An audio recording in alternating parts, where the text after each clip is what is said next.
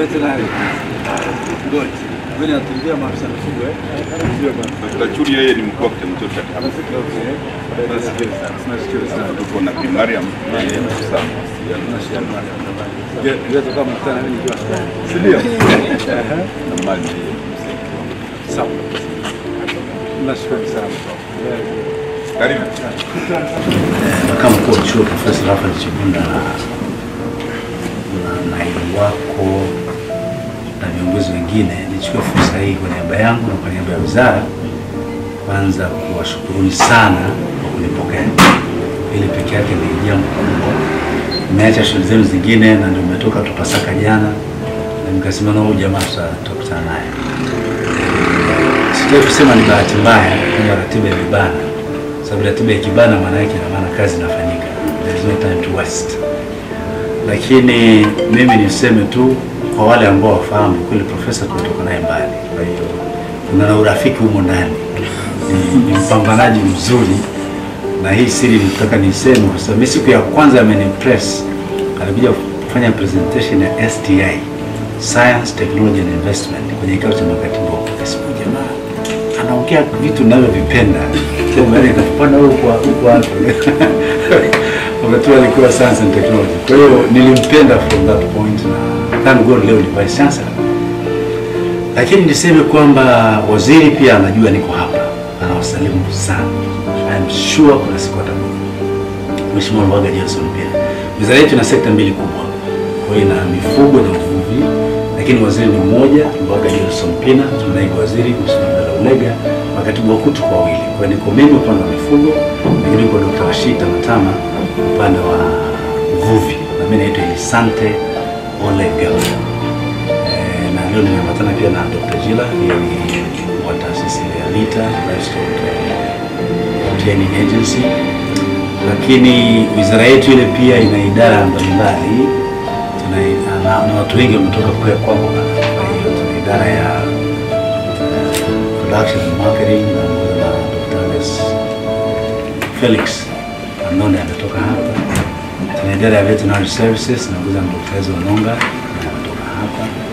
Tuna idara ya grazing land and animal feed na Dr. Asimwe amesoma hapa. Lakini pia tuna idara ya research, training and extension na Dr. Milawa na amesoma hapa. Tena kumbuka atula mimi nasoma Mzumbe, yeye alikuwa anasoma hapa. Kwa hiyo kwenye fellowship tunakutana hapa. Kwa hiyo niseme kwa kweli wizara inawategemea Mungu kwa kiwango kikubwa sana. Hii tuna taasisi, tuna hiyo Lita, tuna TBLA, bodi ya nyama, bodi ya maziwa, tuna narco and so on. Lakini ukiangalia the overall structure ya wizara, hasa sekta ya mifugo, you can't do without Sokoine University. Hatuwezi. Kwa hiyo tulipoongea na waziri tukaona kuna haja ya kujenga mahusiano mazuri na chuo. Mjue kwamba tunawahitaji, lakini nadhani tunawahitaji na nyinyi mnatuhitaji. Sababu sisi we are the right people kuwapa immediate feedback kwenye market. Na tips kama mboreshe nini kiende hivi na kadhalika. Kwa hiyo nikadhani ziara yangu ya leo kwa kweli wala sitatumia muda mwingi ni kujenga zaidi yale mahusiano. Lakini sasa yapo mambo matatu very specific ambayo ningependa niyaseme, mbaki nayo, muone jinsi gani ambavyo mtayafanyia kazi. La kwanza ni ubora wa wahitimu wetu. Tunadhani sisi kwamba muendelee, mnafanya kazi nzuri sana. Lakini muendelee kuboresha ubora wa wahitimu hasa wa kizazi hiki ili wazidi kuwa practical oriented. Na ninaposema hivyo Vice Chancellor, tungetamani wahitimu toka wanafunzi sasa, toka wanapokuwa wanafunzi watambue kwamba hii sekta ya mifugo mfano inaajiri zaidi ya 50% ya kaya zote Tanzania. Na tungependa wajue hilo. Na wajue kwamba wao si watu wakwenda kutafuta kazi. Nadhani kuna siku tutakuja na wengine wanafunzi straight. Ila wao ni wakwenda kuajiri. Na hiyo tunadhani inaweza kuwa ni jambo la msingi sana. Na hiyo tukifanya hivyo mimi nadhani chuo kiko vizuri. Sasa mmeanza na wanafunzi 400, leo faculty members ni zaidi ya idadi ya mwanzo ya wanafunzi. Wanaendelea karibu 560. Kwa chuo kimekuwa na mna jina kubwa sokoni zote small. Kwa hiyo nadhani muendelee kuboresha hilo. Nasema hilo kwa sababu kwa bahati nzuri mimi nilipita kwenye wizara zingine. Nakumbuka tulikutana kwa wizara ya habari, utamaduni sana na michezo. Baadaye nikaenda viwanda, sasa niko mifugo. Kwa hiyo naomba picha kubwa ambayo mkiitumia na pia niko tayari kutumika. Wale mnapohitaji tukae tushauriane nini kifanyike, bado nadhani inawezekana ni jambo la msingi sana. Na ili kufanikisha hilo, sijajua mnafanyaje, lakini vyuo vingine nilikuwa nikueleza kutakiwa kwa chuo cha Vice Chancellor West Africa nilisema hili kwamba ili wanafunzi hawa waweze kupata a practical training, the best you can do ni hawa wanaopika, hawa wapishi wao wapate a broad scope ya knowledge ya practice. Hawa walimu msione ni gali, wapelekeni. Huwa natania kidogo kwamba kama mwalimu anafundisha poultry management na yeye anapanda na kidogo na kama hata wengine wa vyuo vya biashara kama tunafundisha banking operations, hajawahi hata kukaa benki masaa 3 kufanya kazi. It's difficult, very difficult. Kwa mimi nadhani tukianzia hivi, na kwa vile mimi nilikuwa mwalimu nafahamu tofauti ya mwalimu ambaye ni mwalimu tu, na mimi sitaki kumpigia debe Profesa Chibura, lakini kitendo cha yeye kwenda kule akapambana huko duniani akarudi tena kwenye akademia, it makes him a different person kama wewe na nyinyi kwenda kwingine mkarudi. Kwa wale walimu nadhani itakuwa jambo la maana, lakini niko strongly concerned na mindset ya wanafunzi wetu, na ndio maana kuna kitu kinaitwa value chain for higher education, na siku ile naonyesha Prof Campbell, na that is published nadhani 2006 kumbuka vizuri, value chain for higher education, na nilipublish mimi kwa naifahamu ikitumika ile kwa ajili ya kushape pia the thinking, the learning spirit ya wanafunzi wetu itakuwa. Nasema haya kwa sababu leo tupo, kesho watupo. Nchi hii itaendelea pale ambapo vyuo vikuu vitaingia kwenye knowledge economy, nothing less, nothing more. Tukibaki kwenye theories bila ku conceptualize the knowledge economy, tutabaki kwenye production economy, tutapiga mark time leo, kesho na kesho kutwa. Nikiri wazi na nyinyi viongozi mnafahamu, serikali ya awamu ya 5 inafanya mambo makubwa sana. Lakini serikali kama 2025 inakuwa imaliza kipindi chake kwa awamu ya 5, simaanishi CCM. Serikali ya awamu ya 5. Sasa mmeona wenyewe msukumo uliopo kwenye academics. I hope mmeona jinsi ambavyo Mheshimiwa Rais ametoa heshima ya pekee kwa academicians, heshima ya pekee kwa wasomi wa nchi hii, heshima ya pekee kwa vyuo vikuu. Kwa mimi nimekuja na ujumbe kwamba ili tumwenzi huyu rais wetu Dr. John Paul Magufuli ambaye ameonyesha msukumo wa pekee, ni vyema kwa kweli tukahakikisha kwamba mahitimu wetu wanakuwa as practical as possible kutatua changamoto za wananchi. Hilo litakuwa ni la msingi sana na la maana sana. Eneo la pili, na mimi nazungumza tu bado ni bora ule wa wanafunzi pengine, ni kwamba angalieni uwezekano wa kuimarisha eneo la business knowledge kwenye, sasa nitakuwa bias kidogo, kwenye veterinary na animal science experts. Nimeona kidogo kama pale tunahitaji tuongeze nguvu kidogo. Nasema tuongeze nguvu kwa sababu huko tunapokwenda hawa ndio managers, hawa veterinary experts, animal science experts. Sasa nadhani wakiongezewa proper dose ya business knowledge na social science management watakuwa wazuri sana, na nawahakikishia wanaweza, no question about it. Mimi nilianza na engineering, lakini from mechanical engineering to a professor of strategic business management imewezekana. Kwa hiyo 100% sure kwamba tukiongeza your knowledge tutapata wanafunzi bora.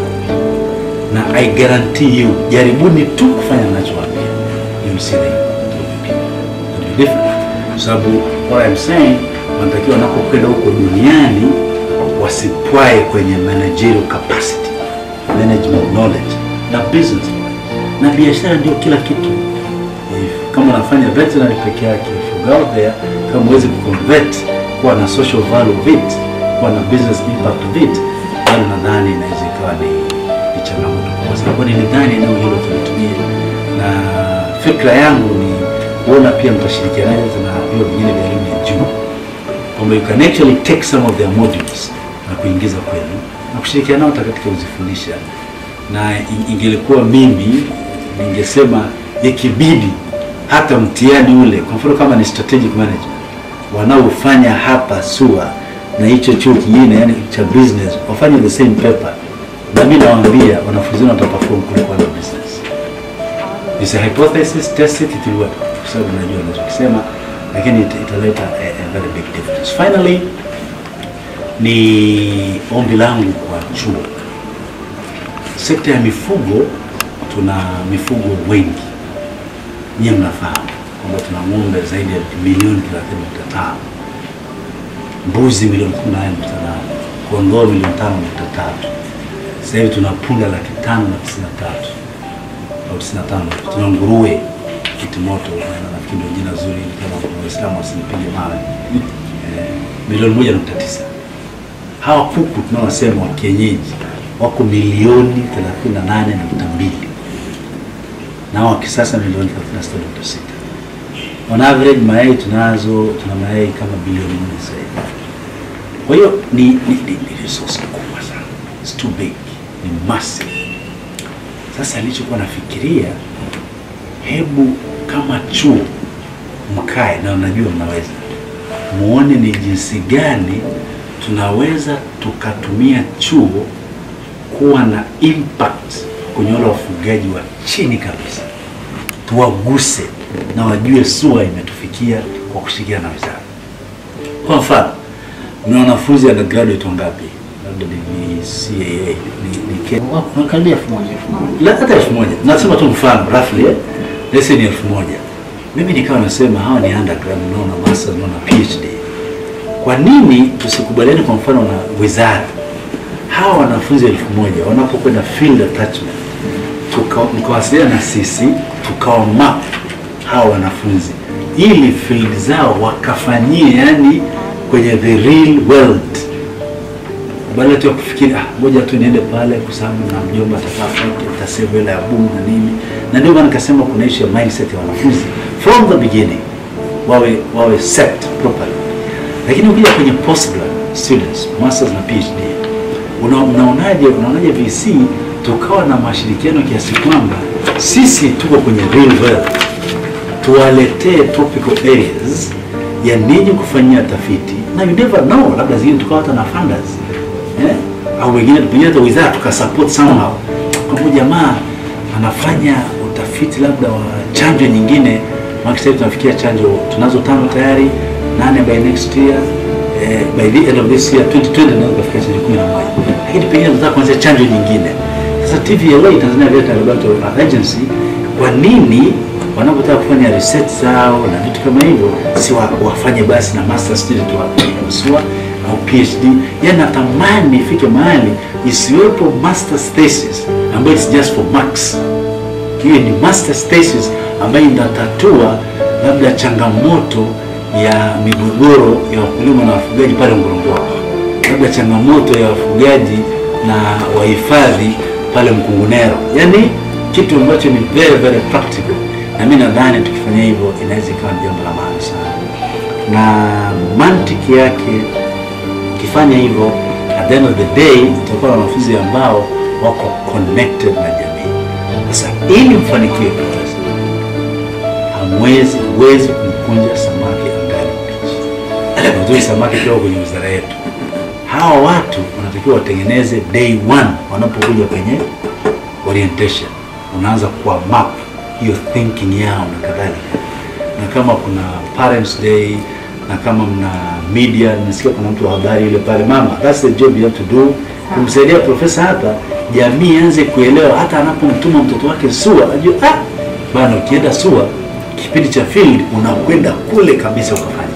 Nasema inawezekana ndivyo mnavyofanya, lakini mimi nimekuja tukisema jamani, sisi kama wizara tuko tayari kushirikiana naye. Mimi baada ya kusema hayo niwashukuru sana niendelee kuhakikisha kwamba tuko pamoja, tunathamini kazi yenu kubwa na mchango wenu katika serikali ni mkubwa sana.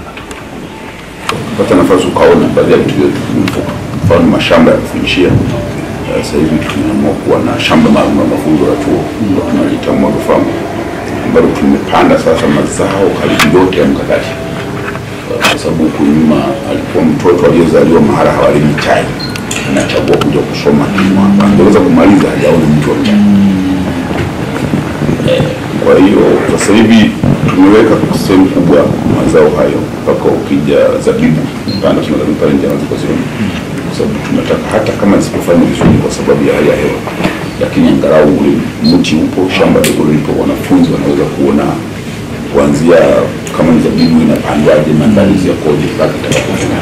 Lakini changamoto za magonjwa ni katikati kule kwa hiyo. Na lengo letu ni kuhakikisha kwamba wanafunzi wanaochagua kuja kusoma hapa watoke wamebadilika. Kwa hiyo tunafanya hivyo kwenye eneo letu la ng'ombe, samaki, lakini maabara. Chuo hiki kama nilivyosema kutoka mwaka 84 kilichobatishwa kote. Ni kweli kama hajawa na uwekezaji wote kupanua sehemu za kufundisha hasa maabara. Mfano mimi nakumbuka wakati nasoma kati ya 90 na 95, darasa tulikuwa wanafunzi 25 na tulikuwa tunatosha kwenye maabara, tunatosha kwenye darasa. Program hiyo leo tuna wanafunzi 180 na bado facility ni ile. Kwa tulipeleka hili ombi serikalini kupitia wizara yetu mama na hazina. Serikali imetupa fedha bilioni 8 mwaka huu, na tayari ujenzi mkubwa sana unaendelea kwa maabara itakayoweza kuchukua wanafunzi kama 1600 kwa mara moja. Kwa tunaamini sasa wanafunzi watakaotumia haya maneno yote tunayoboresha na kupanua watakuwa tofauti na waliomaliza nyuma yake. Yes. Kwa hilo ndio tunaendelea kufanya, lakini tukushukuru kwa mwanzo wako tutatumia kuboresha zaidi. Kwenye hili la field ndio tumekuja kusema changamoto kwa mapenzi yetu kwamba wanafunzi wa field waende wakafanye kazi kule mkulimani. Lakini kama nilivyosema, changamoto nyingine imekuwa ni fund. Kwa sababu hili mwanafunzi mpanga aende Tunduru mfano kule hana pa kufikia, inabidi awezeshwe ili aweze kwenda. Sasa hela wanayopewa wale ambao wana mkopo wa bodi ya mkopo na wengine hawana, wanajitegemea kidogo, ile fedha kwa hiki. Kwa hiyo imekuwa ni maombi yetu kwenye bodi ya wanafunzi wa elimu kwamba kama ile fedha inaweza kuongezwa, ili badala ya sisi kama chuo kuambia wanafunzi ndio wachague pa kwenda kwa sababu ambapo anaweza kuishi, basi tuwapangie na wao tunajua kienda huku hata kweli marefu. Kwa changamoto lakini nzuri tunaendelea kufanya kazi na wenzetu wa bodi. Lakini sisi kama chuo tumeshafanya uamuzi kwa sababu mwanzo kwenda field kulikuwa tight na fedha. Kwa hiyo vyuo vikuu vyote vinapeleka wanafunzi wa field kile cha mwezi wa 6 au 7. Sasa sisi tunapeleka wanafunzi wetu wa kilimo kwa kipindi cha mwezi wa 7 ambapo tunajua ni kiangazi nchi nzima. Ni kweli hawana chakula. Kwa hiyo tumeshakubaliana na watu wa bodi na wameturuhusu. Kwa sababu tunamalizia utaratibu wetu wa ndani, nadhani mwaka kesho, kuanzia mwaka kesho wanafunzi wetu wa kilimo wataenda kwenye kipindi cha masika. Sababu itawapa nafasi ya kwenda kusaidia. Kwa hiyo hilo tunakwenda kulifanya. Lakini tumekuwa tunashirikiana mfano na wakulima wakubwa. Mfano tunapeleka wanafunzi wetu wengi kwenye mashamba mfano na miwa Kagera shule, ambapo wao wanakuwa na operation na sisi tuna time kwa kusoma kupita ndio changamoto wanakuwaje wanafunzi wetu wale kule waweze kujifunza. Lakini hili la halmashauri tumekuwa tunapeleka wanafunzi wetu halmashauri, lakini wakati mwingine wanaenda maofisi. Kwa hiyo tutalifanyia kazi kuona tunawezaje kuwapeleka kwenye kata, kwenye kijiji ili kule wakaweze kukutana na wakulima moja kwa moja. Na umetuasa kushirikiana na vyuo vingine kwenye kushare modules, nadhani hili ni zuri situ. Lakini kwa hilo entrepreneurship na business mindset, huku nyuma chuo hiki waliwahi kufanya case studies na kati ya vitu vilivyokuja kwamba vinataka kuboreshwa kwa ajili ya eneo ambalo, lakini sisi kwa sababu tuna shule kuu ambayo inahusika, tuna mambo ya biashara, na sasa hivi tumepanua hata program tutakuwa wanaanza waje waanze kufundisha wasimu, lakini mfano kuna program mpya ambayo tumeshamaliza kuandika mtaala itaitwa Agriculture Investment and the Banking, ili kwamba nchi yetu sasa tuna benki ya kilimo. Tunaona kuna mwanya wa taasisi za fedha kukopesha ujasiriamali kwenye kilimo, lakini tunadhani hatuna wataalamu wanaojua hivi viwili kwa pamoja. Anajua operation za benki lakini angalau anafahamu na kilimo. Kwa hiyo sisi tumeshaandika mtaala, nadhani mwaka kesho tutapata wanafunzi wa kwanza sana. Lakini kama nilivyosema, tungependa wanafunzi wetu wa masters na kwenye hili wakati mkuu kuona kwamba tumefikia mkazo, tumeanzisha masters with research only, kwa sababu masters za kawaida ambazo mwaka mmoja ni wa darasani, research unabaki mmoja na ambao nao sio wote, tuseme ni miezi kadhaa. Uzoefu umeonyesha kwamba hawa muda hautoshi kufanya yale minimum research. Kwa hiyo chuo tumeintroduce masters miaka miwili, lakini yenyewe research. Sasa tunamwasesi mwanafunzi kabla tujamuingiza kwenye hiyo undergraduate atafanya, lazima wafanye hizo. Kwa sababu tunajua huyu sasa tunaongeza na guidance kutoka kwa supervisor. Sasa tungependa ile miaka miwili badala ya kuimalizia kwenye lab ya chuo akaimalizia kule.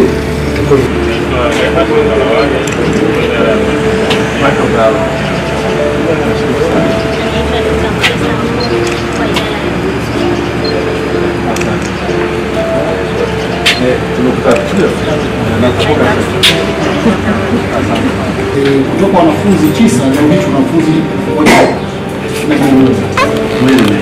kati ya hao 145 wanasoma degree katika mifumo na 85 wanasoma degree ya maabara ambao wanaweza kufanya katika maabara za binadamu. Vile wanafunzi wa BSc wa diploma, kati ya hao 260 nusu wanasoma diploma ya animal health na nusu wanasoma diploma ya utaalamu wa maabara. Tuna jumla ya wafanyakazi 153, kati ya hao 86 ni walimu academics na 67 ni wasaidizi wao. Tuna jumla idara 5, idara ya upasuaji, idara ya tiba ya mifugo, anatomia, fiziolojia na mikrobiolojia, ambazo zote zinafanya kazi pamoja katika kutengeneza wanafunzi. Lakini sio hivyo tu, ni kwamba idara hizi zinatumika vile vile katika utafiti na vile vile katika utambuzi wa magonjwa. Pamoja na kwamba tunafundisha, lakini vile vile maabara zetu zinatumika sana kusaidia kutambuza magonjwa mitaani na vile vile wizarani tunashirikiana nao. Kwa sababu tuna experts of course na laboratory zetu. Japokuwa si nzuri sana, lakini bado tunaweza kutambua magonjwa mengi ambayo yako hapa. Vile vile katika ndaki yetu, mheshimiwa mgeni wetu, ni kwamba tuna hospitali ya rufaa ya wanyama. Hospitali ya rufaa ya wanyama walioshindikana kule wanakuja hapa. Yes. Ambayo hiyo tunapokea wanyama kutoka sehemu mbalimbali za nchi, kuanzia wanyama wa nyumbani mpaka wanyama wa porini. Wote wao wameletwa hapa kwa tiba ambazo ni more advanced. Lakini sio hivyo tu,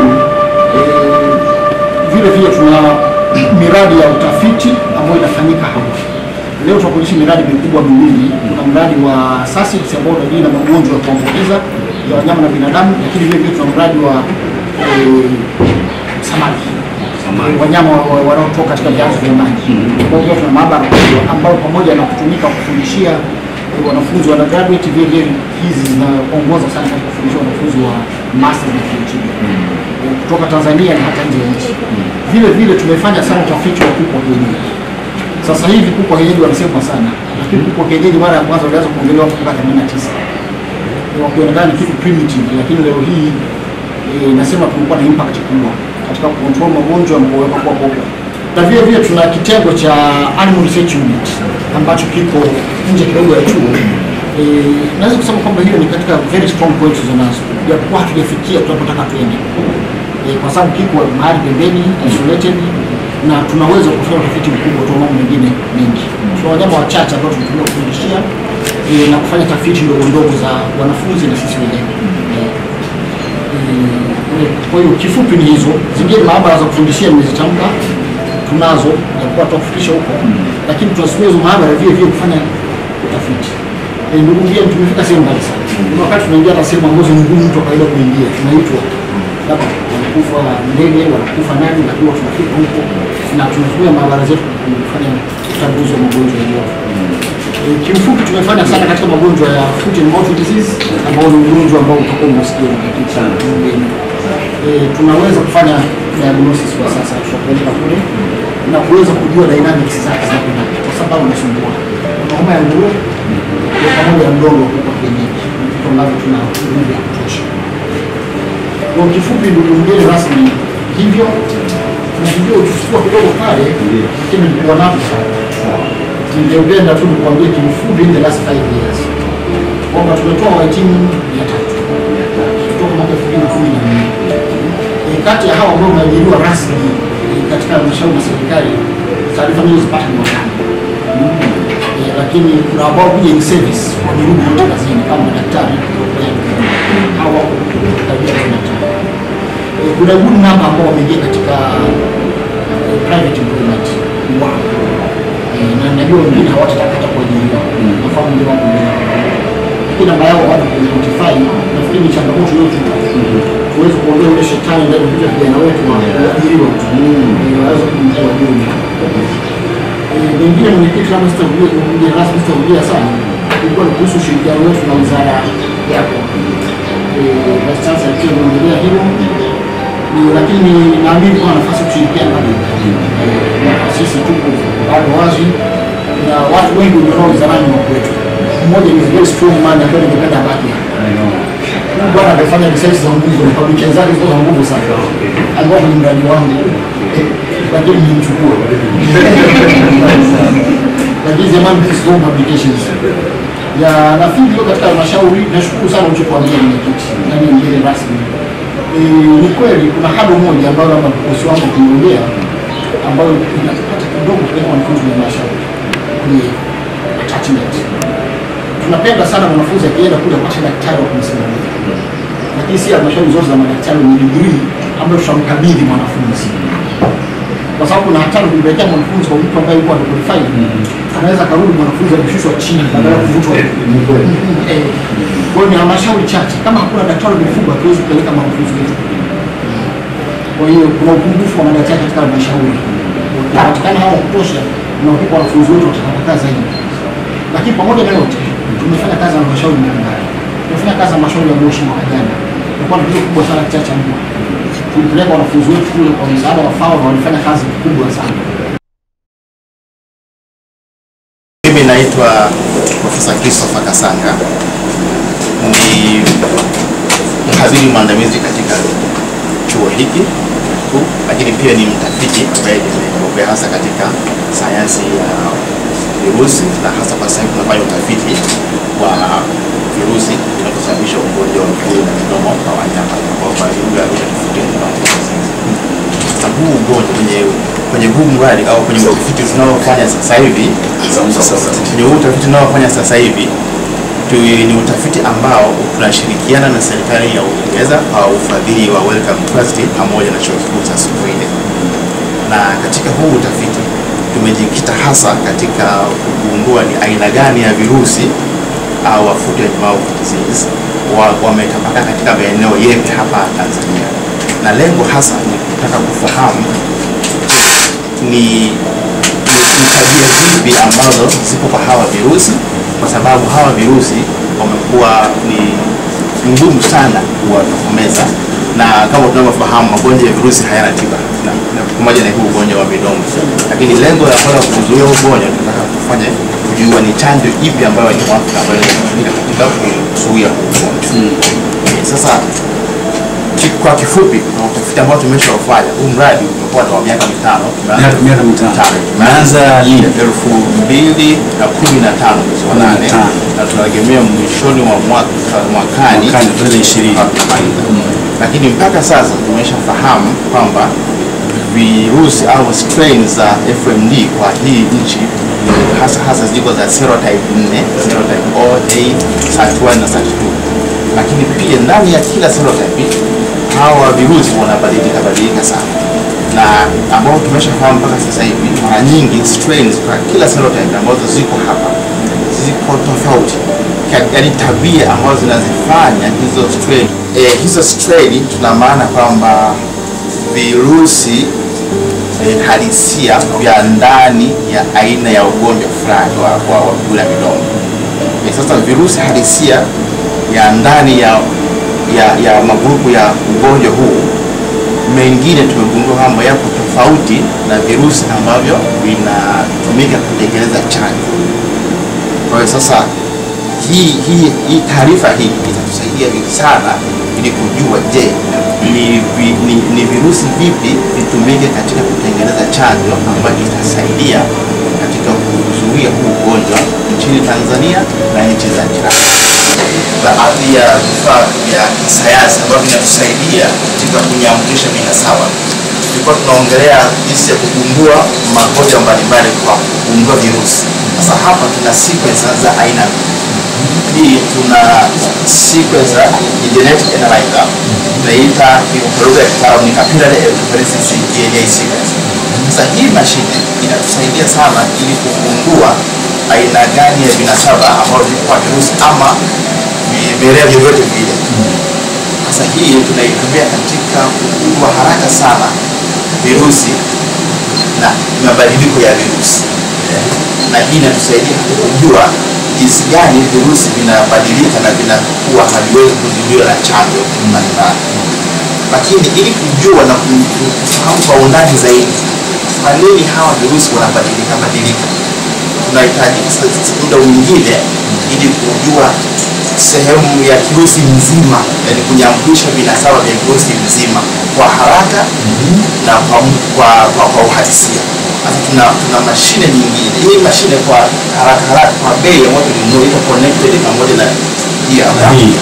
Hii kwa hiyo computerized. Na hapo kama unaona hapa ni aina fulani ya sequence ambayo ya FMD ambayo tumegenerate.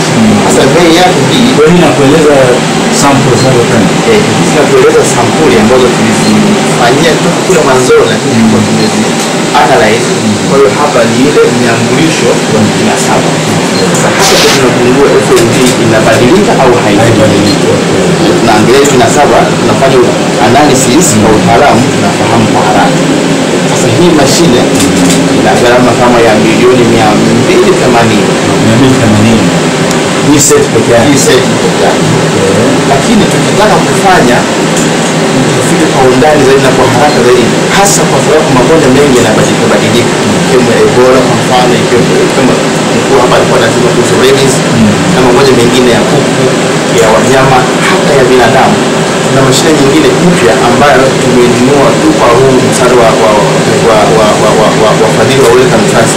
Ni ya kisasa kabisa. Kwa East Africa ipo ya aina hii, ipo hapa kwetu tu. Hii ni mashine ambayo inaitwa ni ya next generation sequencer, inaitwa RNS5.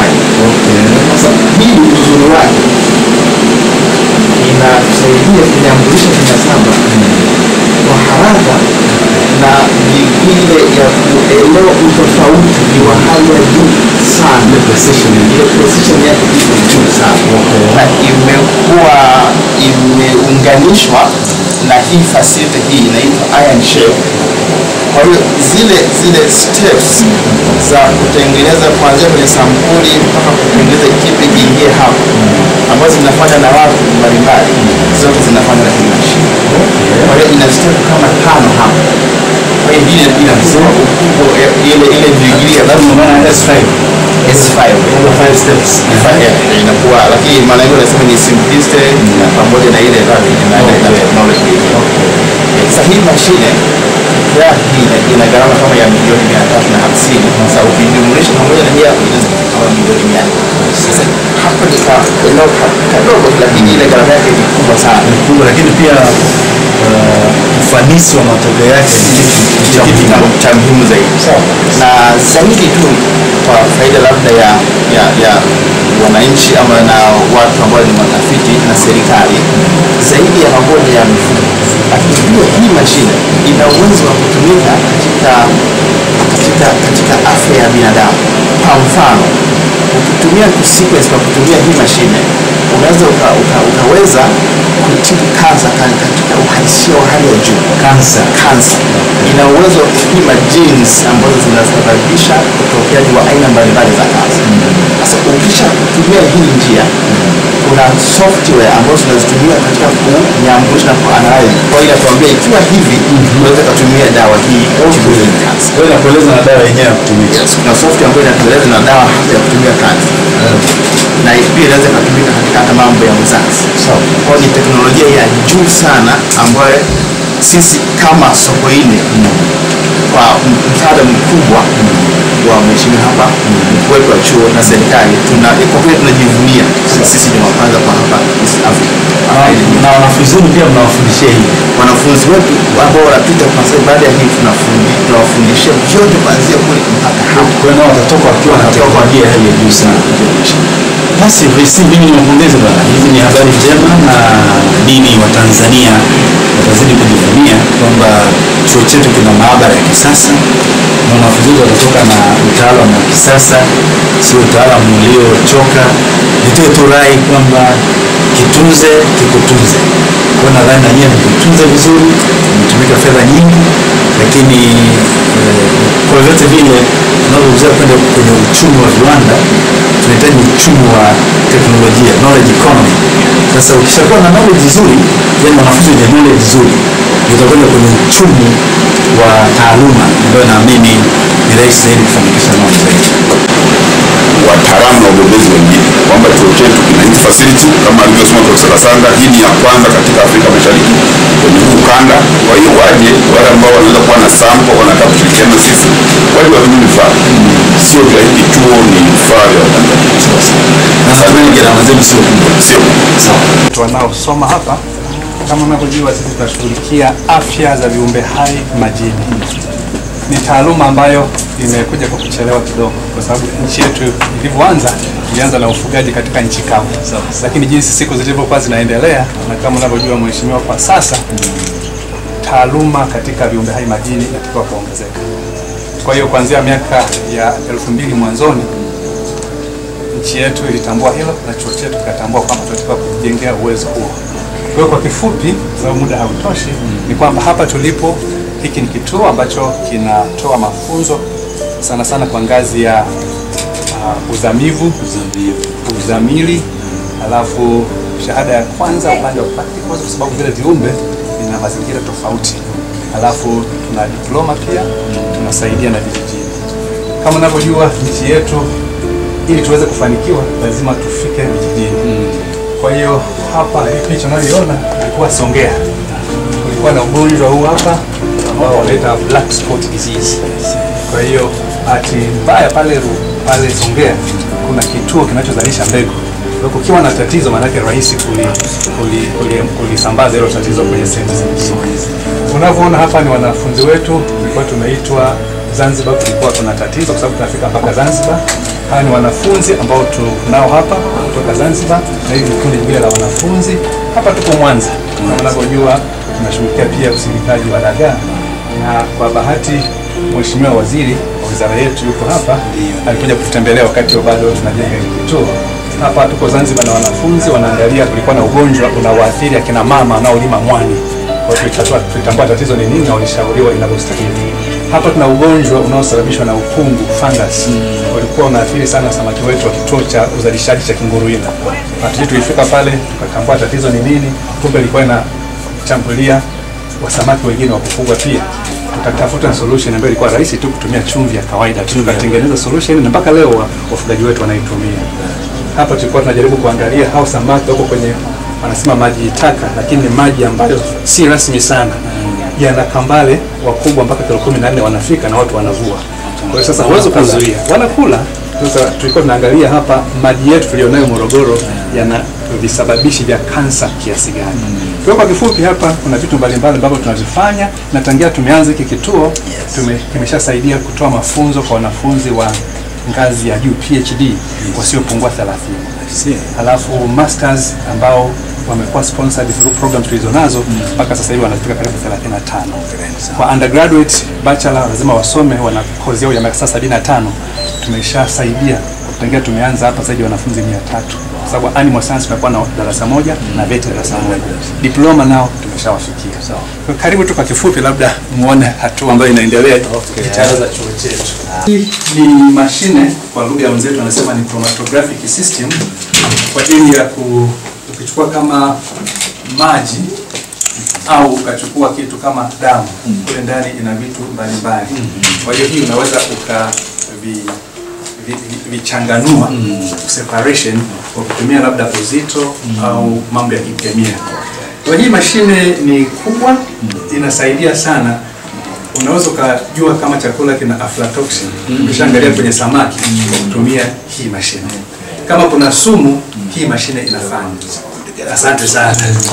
Sasa SUA ni mahali pekee kwa sababu hapa tuna taaluma zote. Yaani sisi hapa ni kituo kadogo kanako coordinate, lakini wataalamu wametawanyika kwenye hizo sehemu zote. Wonderful. Kwa mheshimiwa, siku moja ukasikia mahali. Hamna neno. Tamani space tunayo. Mara mbili. Karibu sana.